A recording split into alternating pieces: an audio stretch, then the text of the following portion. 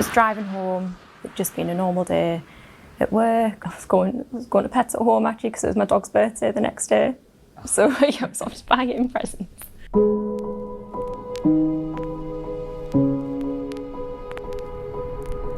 From Scarborough towards York, I was loading a load of fertiliser to tip on a farm another side of Morpeth. I remember exactly that route. Fairly busy traffic, but nothing out of the ordinary for that time of day, kind of 5:30, 6 o'clock.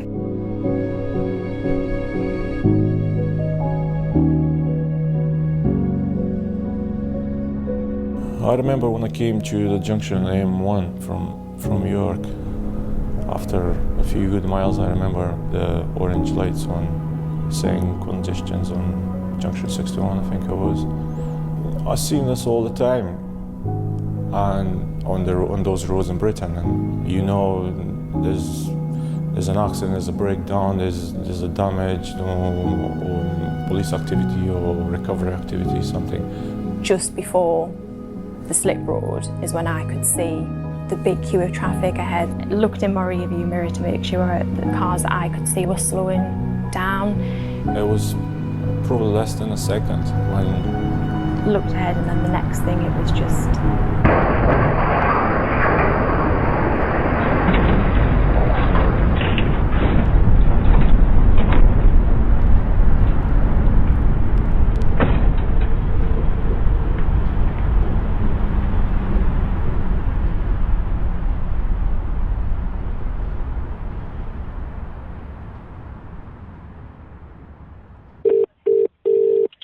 Emergency. Multiple requests for police fire. Get back! A truck is run into a load of stationary vehicles. And it just didn't stop. There is 2 lorries, 4 cars. Smashed up to pieces and it's on fire. Jesus Christ. It's northbound, but the truck's on the southbound carriageway and I don't think the driver's out the cab. Right, listen, we're getting fire and ambulance trucks, all right? I could just hear that kind of metal crunching kind of sound, and that was one of those moments where you're just like, I can't move, I can't get out of this. You've just got to sit and watch it happen. And I was holding the steering wheel so hard because the cup snapped. And the next thing, somebody was shouting, are you there? Are you all right? Because you need to get out. So they were kicking the wagon screen with their legs. Like an alarm was going off in my car, and I could just see all the chaos around me. Like there was the lorry was on fire, and then there was all the debris that was on fire around me as well. And I remember like looking around and thinking, this is what you see in films. This isn't real life. I was desperate to come out the window. Like I seen a hand coming through, and they grabbed my hands and they pulled me through the broken glass. I seen the fire, so we ran away because they asked me what's in the trailer, and I said it's fertilizer. I was screaming to people to run away from the truck, and then just a few seconds after that, it exploded or caught a serious fire. I was positive somebody died because I knew there was a car underneath my wagon. I knew that. I've got about 10 999 calls coming in for the A1M northbound. 1 lorry on fire and a 5-car crash at Bolburn by the looks of it. Yes, doing a full closure on top of 61. Yes. Stop. Northbound and southbound between 60 and 62, total closure. LA received. It was fairly apparent from the number of calls that we got and from the tone of voice from the comms operators how serious this was. I was travelling southbound on the A1, and in the distance I saw a big plume of black smoke. Is it going to be a bad one? Are there going to be people who have died there, seriously injured? Are we going to have to treat these people? And when you see fire and smoke and what have you, you know you're going to a bad one, unfortunately. The first thing was the heat coming from the fire, like nothing I've ever experienced, like opening an oven door. There was multiple vehicles smashed up, spun round. There's a HGV on its side and it was on fire, and there were at least 3 or 4 of the cars which were completely wrecked. 329, the lorry under 61 is full of fertiliser. You've been advised we're going to need 300 to 400 metre perimeter. Get people away! Fertiliser! Start turning round and try and get off there. And as I approached the Hilux, an off-duty doctor told us already that the gentleman inside was deceased. Elliot, just to confirm, there's a paramedic here on scene, army I believe, and there is somebody deceased inside a vehicle. Everyone clear away, there's still a risk of further explosion. As I walked closer, kind of seen, unfortunately, blood and body parts on the road as well, and given the number of vehicles involved and how bad it was, prepare yourself for the worst in relation to it being more people dead than just the one. Jesus Christ. LA 327. Given the gravity and the size of this scene, I'd suggest we call out additional accident unit, because it's literally like a bomb's gone off. There were lots of people who were in the road at the time, and it was clear that not many people knew what they needed to do. So we're prioritising people who are injured and make sure everyone from the vehicles that have been damaged are accounted for in one way or another. Right, do these need checking to this? The cars, I'm happy there's no one in these two cars. I'm concerned about the cab of the tipper. Right, there's a driver up there. Okay. Can I leave you? We'll locate. Check, good news, the driver of the silver wagon on fire has been located. Well. Yeah, we see LA intercept, so at the minute just one deceased. At that time I thought that's all it was, the one fatality. Just for the log, we're going to have to disturb the wreckage just to ensure that there's no one else in there, and I'm being told that there is a second fatality at the scene. To be totally honest, it wasn't till some time after that I was made aware that there were actually two people in that car. It was crushed beyond all recognition is the best way I can describe it. And that's gone into another private motor vehicle. Okay, right. We can see at least two obvious fatalities. That's a minimum of two in that one. Right. Minimum, right? Because of the fire in the lorry, you couldn't see that there was another car sort of in the fireball. You couldn't see that. I think it was once the fire brigade had put out the fire, that's when it became clear. Yeah, there's two deceased that are badly burned. Definitely deceased. Maybe more in the vehicle that's been hit by the heavy. What we're dealing with. Please declare this now. Okay, for instance. LA 327. Carriage. Confirm accident unit have been contacted, please. After Carriage down here. Yes.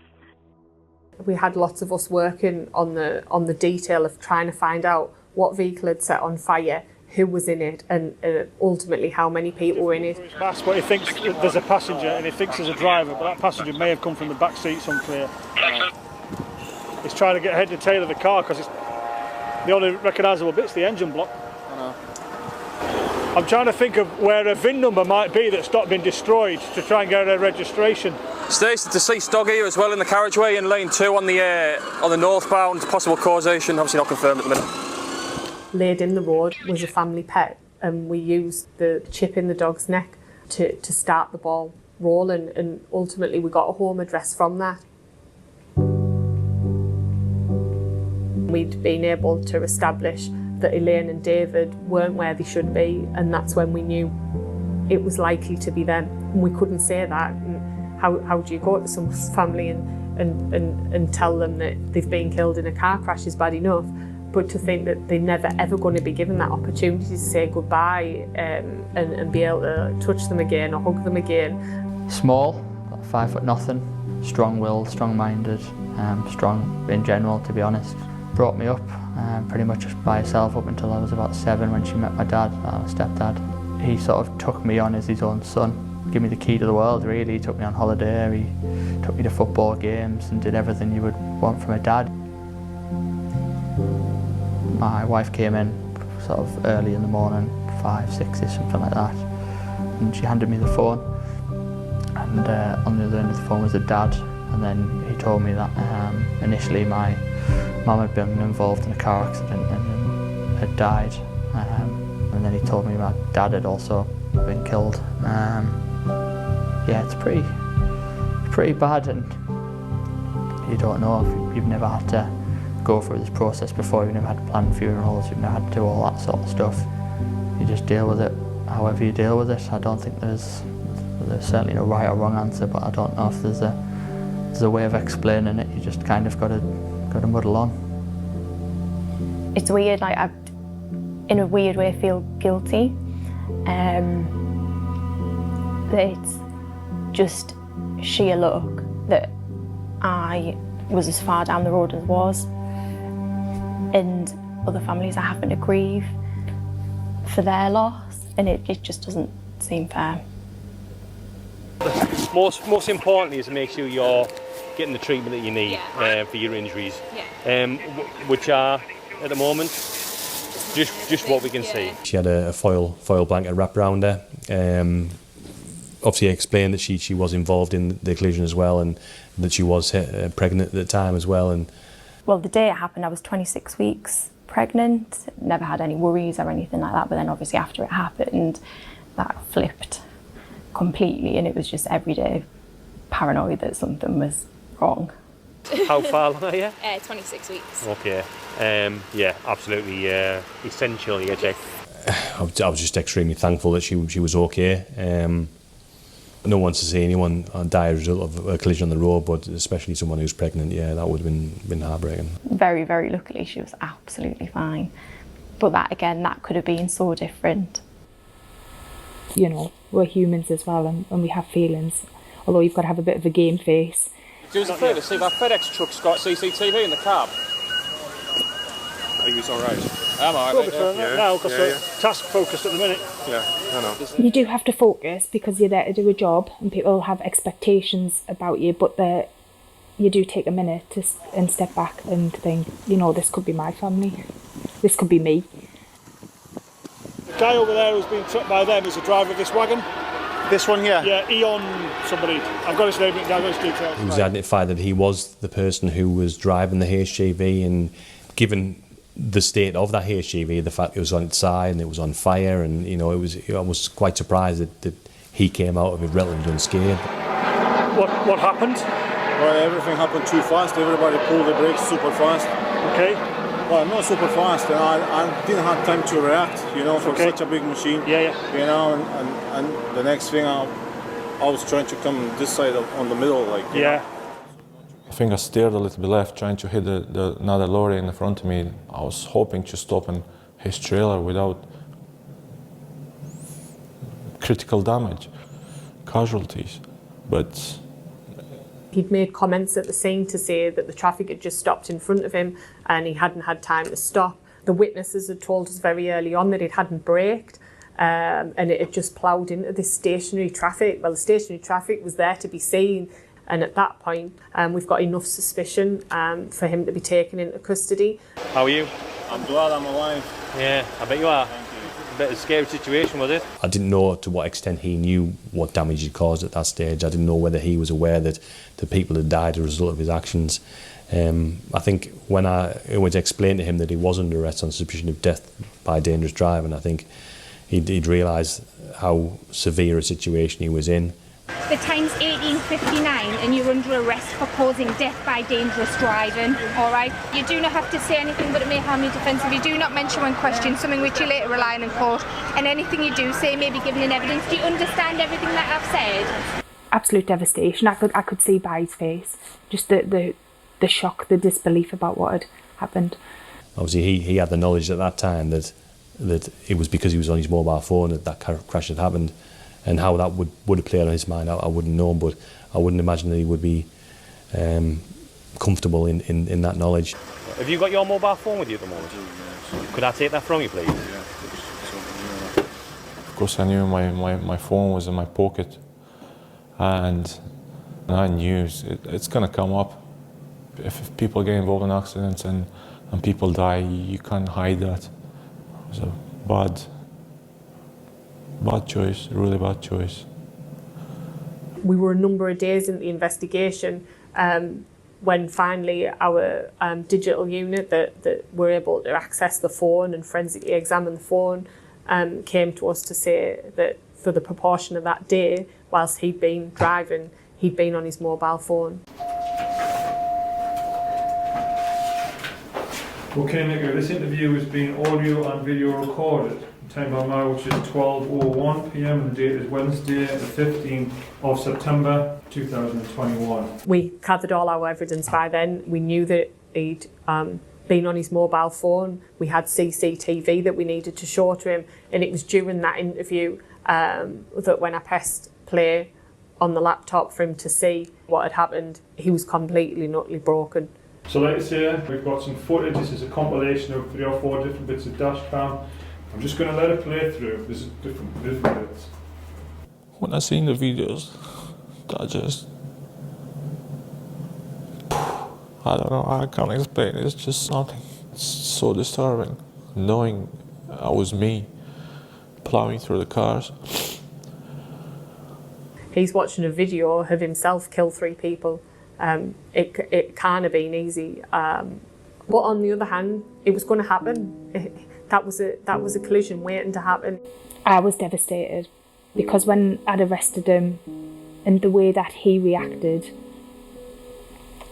I felt heartily sorry for him on the night. And then to find out the cause of the accident, I felt a bit embarrassed because this might sound awful, but I don't think he necessarily deserved us to feel sorry for him. Given the carnage at the scene, given the loss of life, the fact that he decided to use his mobile phone whilst he's driving a HGV is unforgivable from my point of view, and I can't get my head around why anyone would think that would be acceptable. I was so angry when I found that out because I'm like, people have died. Ambulance have been on. We want to know how many casualties we have that'll need attention. If we can get sort of like a rough idea, so I can pass it on to them, please. In all honesty, at this moment in time, I don't know. And I think about it a lot because I couldn't imagine how he must feel, like knowing that you've killed 3 people for something so stupid. Like, I don't know how he can sleep at night. I didn't plan to do any harm. I didn't plan to, it was just another day in my work, but just, it didn't meant to be like this, I'm so sorry. I have no doubt he didn't set out on his day to go and kill some people, but he's made a conscious choice to use his mobile phone to do whatever he was doing. That's frustrating. Ultimately, it makes no difference in the grand scheme of things. Neither of them can be brought back, but I think, yes, he's in prison now and he's got to think of it every day, but he had a wife and child, and his 13-year-old daughter has now got to live with the fact that her dad's killed 3 people and injured and affected countless more people's lives by doing something that was completely avoidable. I had to understand my life is never going to be the same again. I have to pay for my mistakes. Away from the real world and friends and family.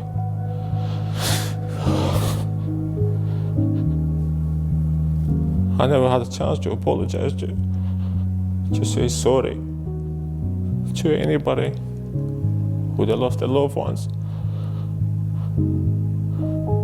People who are injured and they have to suffer with backflashes and injuries for the rest of their lives. It's hard. It's really hard to accept that. Plus, living for the rest of your life with that in your head, it's not easy either. But ultimately, it's a small prison sentence compared to the lifetime of heartache and grief that the family of the 3 loved ones have got. You look at a picture that they're in on our wall, and one little boy will look up and he'll say, "Oh, who's that?" or whatever, and you've kind of got to explain that to him, and he's too young to understand, really. There's a lot that I'm still putting up with. I still lose sleep over it. I still have nightmares about it when I do finally get to sleep. I'm very good at just kind of putting it in a little box, and I'll be like, I'll deal with that later, I'll deal with it later. And then it just comes out from time to time. I don't think people think about the what ifs going at speed along the road, and it only takes you to take your eyes off the road for 1 second for something like this to happen. I think the only way to change people's behaviour is educating them on their not only the dangers but the impact that it can have on other people's lives, and also sort of how easy these sort of things can happen, and that they can happen to anyone. So I don't think people see the consequences, and because it maybe hasn't happened to them, because they haven't felt the full effect of it, they can't see what it's doing to people. I don't think anybody would subconsciously say, "Oh, well, I'm a good driver, so I can look at my mobile phone while I'm driving." I think it's just a habit. Probably have that attitude of, "Oh, it won't happen to me." but it could happen to you, and it's not just you that you need to think about. I wasn't on my phone. I'm assuming none of the other victims were on their phone. Like, we all managed to stop in time for the traffic. So why do you think you can do it? You could be that person who ultimately takes someone's life, or multiple people's lives in this case. Like, look what you've done. Like, that momentary decision to look at your phone, look at what you've done.